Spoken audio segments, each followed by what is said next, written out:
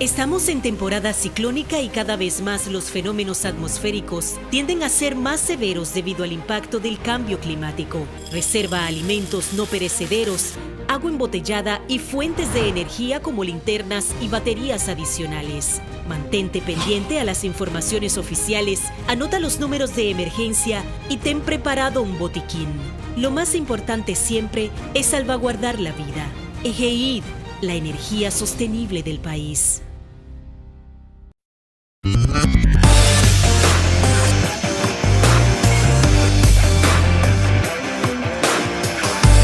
Desde la República Dominicana, soy Ivonne Ferreras y aquí estamos pidiendo de entrada disculpas porque ayer no pudimos hacer la transmisión como habitualmente la hacemos, temas de salud, pero aquí estamos firmes, en pie, como firmes estuvieron los que, señores, un día 16 de agosto, pero de 1865, fueron parte de ese movimiento popular, de ese movimiento nacionalista que mediante la guerra revolucionaria devolvió a la República Dominicana su independencia el 3 de marzo de 1865, después de la hazaña del 61, que es la restauración, ese movimiento popular, ese movimiento nacionalista que mediante esa guerra revolucionaria devolvió la independencia a la República Dominicana y que es el día que conmemoramos nosotros hoy, la restauración dominicana. Y por supuesto, lo que implica, entiendes, en la época, tomar como referencia esa epopeya histórica de nuestro país, por supuesto, para que las nuevas autoridades puedan asumir su nuevo mandato, que en este caso lo repite el presidente Luis Abinader, frente a grandes expectativas. La sociedad dominicana espera grandes cambios, sobre todo en lo económico, en la continuación de la lucha contra la corrupción y por supuesto en todo lo que tiene que ver con las reformas pendientes que desde el primer cuatrienio han estado anunciándose, y es poco lo que se ha avanzado en esa dirección. Es decir, que el segundo gobierno que inicia hoy el presidente de Luis Abinader tiene a su cargo responder a todas esas expectativas de los sectores económico, social, sindical, político, y que esperan que finalmente puedan resolverse los problemas pendientes que no fueron atendidos en ese primer mandato, y que en este caso, por supuesto, porque no hay la posibilidad ni la intención de una repostulación para, vaya la redundancia, postular por un nuevo mandato, pues yo pienso que tendrá que hacerlo bien el presidente Luis Abinader. En el ámbito laboral, el gobierno tiene pendiente materializar una reforma laboral que ya tiene 11 años discutiéndose en el país, incluyendo los 4 de Abinader. La reforma posible es para que se pongan de acuerdo y se consensúe qué es lo que tiene que hacerse. Lo propio también con esa reforma pendiente heredada a su segundo mandato, que es la ley de seguridad social, que provoca quejas respecto al gasto de los bolsillos en los servicios médicos, en las bajas pensiones. Y entonces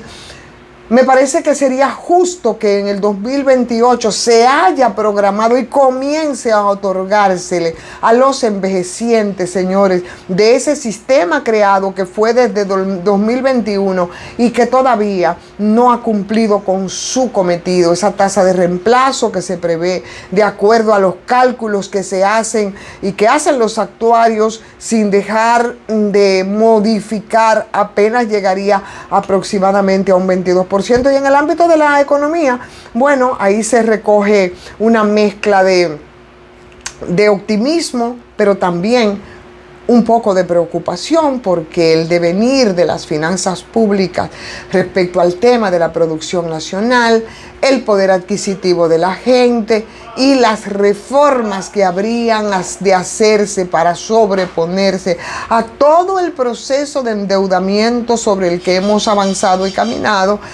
yo creo que es algo que hay que ponderar. De todas maneras, bueno, pues lo cierto es que el presidente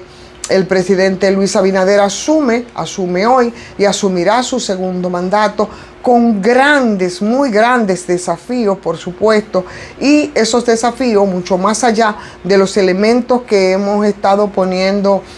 que hemos puesto sobre la mesa, hay desafíos también sociales, hay desafíos políticos que no han sido cumplidos en esa primera gestión, y esa idea que desde el principio vendía el presidente Luis Abinader del cambio, bueno, pues todavía yo creo que de alguna manera sigue siendo el eje central del argumento del presidente Luis Abinader como presidente de la República. Este viernes, pues así es, asume ese segundo mandato constitucional con esos grandes desafíos, no solo económicos, también sociales, también políticos, y yo creo que ahí hay que hacer algunos énfasis y elementos, porque los desafíos sociales de la gestión del presidente Abinader de 2024 al 2028 estarán muy concentrados en mejorar todo el tema de los servicios públicos irresueltos, especialmente la salud, la educación, que son dos derechos fundamentales irresueltos en nuestro país, el tema del transporte masivo, que por años y por años se ha intentado y todavía no ha sido resuelto, que tienen que ser entregados necesariamente como logros del presidente al final de este segundo mandato, en mejores condiciones de las que las encontró cuando recibió el poder en el 2020. El jefe de Estado tendrá que cumplir con las expectativas que se han creado y que aún no han sido dadas por satisfechas, porque vamos a estar claros, para que el electorado que optó por el presidente Luis Abinader con un voto de ilusión en 2020 y que en este 2024, bueno, pues brindaron ya un voto de confianza con la esperanza de que los servicios públicos podrán mejorar y podrán mejorar en la profundidad que se requiere aquí en el país. Que nos toca esperar que esta nueva administración que inicia el presidente Luis Abinader, conforme a los nombramientos que ya se han hecho públicos, que no son todos, solo una parte, y que está centrada en aspectos de buena gerencia, que está centrado en aspectos de buena eficiencia, encabezada por un presidente que realmente a mí no me cabe, por lo menos hasta este momento, ninguna duda de que el presidente Luis Abinader quiere dejar un legado, y quiere dejar un legado que pueda ser perdurable en el país, no solo en el plano de obra, sino también en términos simbólicos, pasando a la historia como un presidente honesto, como un presidente transparente, como un presidente que rindió cuentas para su beneficio, que rindió cuentas, y que el poder, como estamos acostumbrados, no lo usó para su beneficio político o para su beneficio económico. Yo creo que ahí está el gran desafío del presidente Luis Abinader, la visión con la que se articularía, en este caso, todo el tema gerencial con el tema simbólico y ético, será suficiente para poder contrarrestar esos desafíos de orden interno y externo que va a tener la República Dominicana, pero además para hacer frente a una oposición que será más frontal en este nuevo ciclo electoral. Preparémonos, porque será mucho más frontal, y me parece que es correcto, porque eso también aupa esos desafíos que tiene el presidente en sus manos al iniciar esta gestión. La idea del cambio, señores, continúa siendo el eje central del argumento del presidente Luis Abinader. Y al iniciar este segundo mandato, va a someter su propuesta de reforma constitucional, y en esa propuesta de reforma constitucional propone una modificación a la Constitución para unificar las elecciones a partir del 2032, para reducir la cantidad de diputados que hay en el Congreso, para hacer inmodificables los límites al periodo presidencial de 2 periodos de 4 años y el mentado nunca jamás, y garantizar un ministerio público que sea independiente. Y yo creo que esos desafíos son interesantes. Muchos se preguntarán por qué el presidente de la República ha hecho iniciando su gestión la modificación a la Constitución. Le explicaba el otro día que definitivamente yo creo que quiere dejar Luis Abinader una impronta de modificación a la Constitución, y esos elementos que se han puesto sobre la mesa para hacer esas modificaciones tienen un corte muy popular de simpatías hacia la gente, porque cuando tú te preguntas ¿quién se opondría aquí a que se redujeran esos escaños en el Congreso? Sobre todo con todas las críticas que hemos tenido hacia ese primer poder del Estado, al despilfarro, a los barrilitos, a los cofrecitos, a los privilegios que tienen los señores legisladores. Todos aplaudiríamos y aplaudimos que se puedan reducir los escaños, sobre todo de los diputados.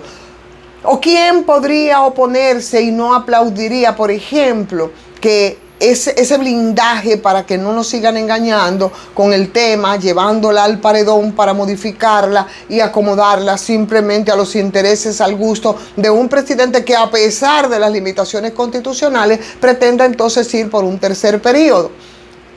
Nadie en su sano juicio, bueno, pues yo creo que se opondría a eso, como tampoco nos opondríamos al tema, por supuesto, de la independencia de la justicia,